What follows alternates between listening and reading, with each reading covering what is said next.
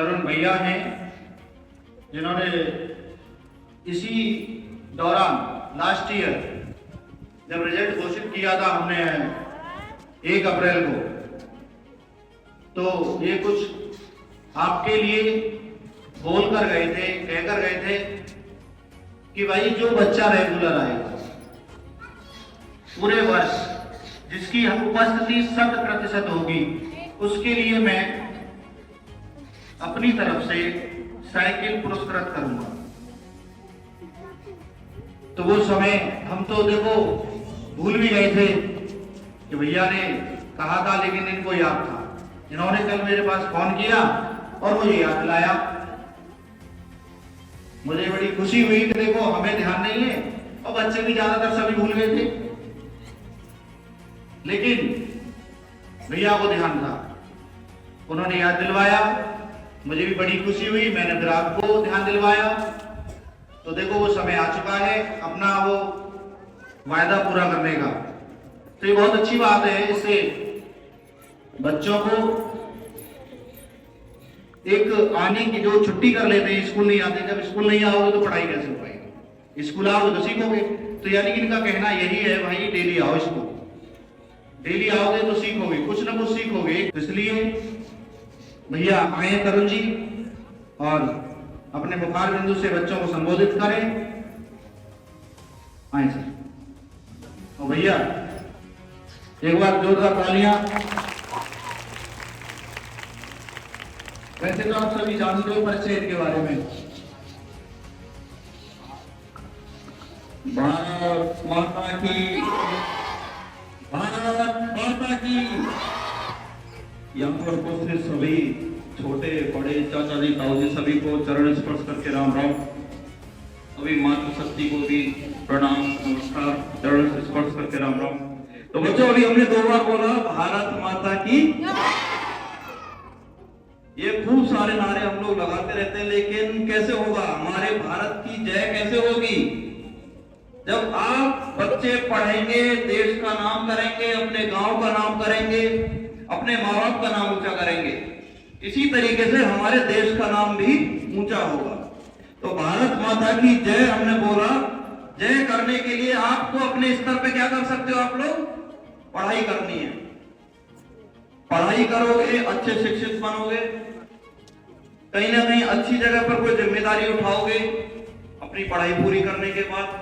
कोई बच्चा एक इंजीनियर के रूप में भारत माता की जय करेगा, कोई एक डॉक्टर बनने के बाद में एक डॉक्टर के रूप में भारत माता की जय करेगा, कोई बच्चा एनडीए के माध्यम से आर्मी में, नेवी, एयरफोर्स में अफसर बनने के बाद भारत माता की जय करेगा। अब क्योंकि आप लोग कॉन्वेंट स्कूल में पढ़ रहे हो, आप लोग बहुत ही खुशनसीब हो, आप इस बात को समझो।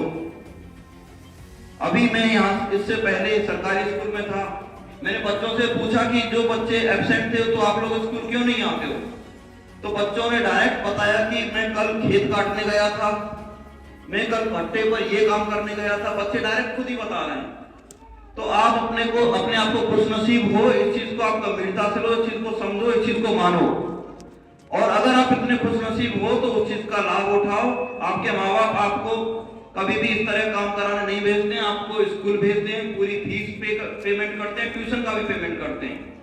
और आगे चल के आपको कहीं कोचिंग की जरूरत पड़ेगी तो आपके माँ बाप उस चीज के लिए भी तैयार हैं।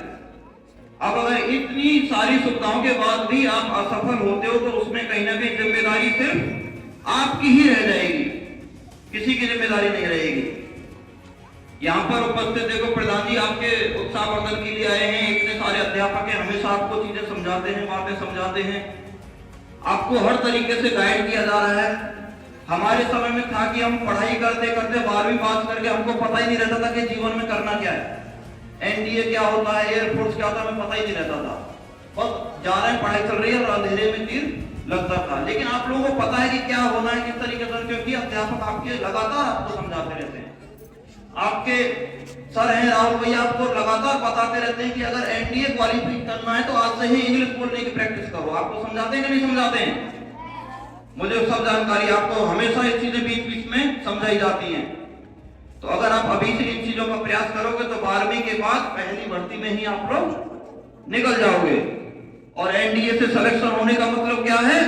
कंधे पर स्टार और 1.5 लाख रुपए महीने की तनख्वाह और मान सम्मान पूरे क्षेत्र में अलग से।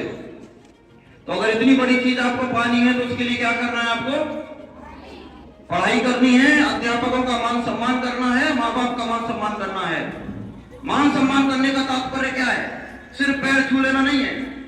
मान सम्मान करने का तात्पर्य यह है कि सर ने अगर बोला है कि ये होमवर्क होना है तो कल वो होना है। ये मान सम्मान की परिभाषा हुई। माँ बाप ने बोला है कि बेटा तैयार हो गए, समय से स्कूल जाना है तो जाना है। सबसे पहले माँ बाप अध्यापक जो चीज बता रहे हैं उनकी बात को मानो, आज्ञा को मानो, वो सबसे बड़ा सम्मान है। पैर छूना एक बार भूल जाओ तो कोई दिक्कत नहीं है, लेकिन जो काम दे रहे हैं सर, जो समझा रहे हैं उस चीज को गंभीरता से समझो, वो सम्मान है। अगर सर कुछ बोल रहे हैं तो आपका ध्यान पूरा रहे। जो सर बोल रहे हैं 100% बात सर ने बताई, 100% आपने ग्रहण की, सुनी, वो मान सम्मान है। सर को समझा रहे हैं और अगर आप इधर उधर देख रहे हो, पीछे देख रहे हो, बात कर रहे हो, वहां पर तुम सम्मान में कमी कर रहे हो। ठीक है बेटा? सम्मान का मतलब ये नहीं कि सिर्फ पैर छू लिया तो सम्मान हो गया। बात आई समझ में? ये जो उपस्थिति का जो एक आधार बनाया था यहाँ पर, इसलिए बनाया गया था कि जब आप एग्जाम देते हो, परीक्षा देते हो, तो उसके बाद जो यही अध्यापक है आपके कॉपियों को चेक करते हैं। उसमें कहीं ना कहीं आपत्ति जता सकते थे कि नहीं, ये सर मेरे साथ भेदभाव करते हैं, मुझे नंबर जो कम ज्यादा कर लिए। इसी कारण मैंने उपस्थिति का आधार रखा साइकिल देने के लिए, क्योंकि उपस्थिति अगर आपकी कम हुई है तो उसके लिए पूर्ण रूप से आप ही उत्तरदायी हो।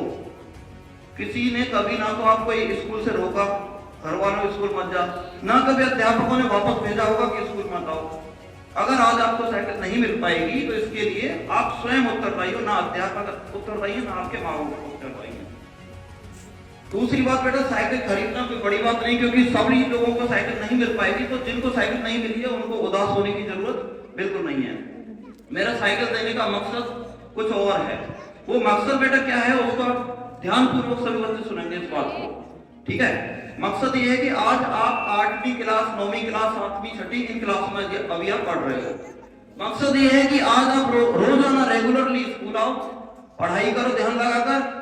आप पहली बार नहीं, कहीं ना कहीं 12वीं के बाद या ग्रेजुएशन करने के बाद कामयाबी लो। और ये जैसे तरुण भैया आते थे, मैं चाहता हूं आप स्वयं यहाँ पर साइकिल बांटने के लिए इसी स्कूल में वापस आओ। ये मेरा मुख्य मकसद है।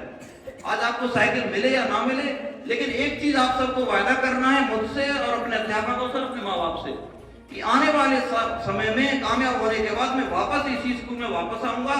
और जो छोटे छोटे बच्चे यहाँ पर बैठे होंगे, मैं उनको कुछ ना कुछ अपनी तरफ से, चाहे वो साइकिल हो, चाहे किसी बच्चे की 1 साल की फीस माफ करानी हो, चाहे किसी को ड्रेस दिलवानी हो, चाहे किसी को पुस्तकें दिलवानी हो, अपने तरीके से जो आपको उचित लगे, आप अपने आप से और हम सबसे वायदा करिए, कामयाब होने के बाद आप वापस इस स्कूल में आएंगे और ये चीज आप छोटे बच्चों के लिए करके जाएंगे। क्या आप भी मुझसे वायदा करते हो बेटा? जोर से बोलो यस।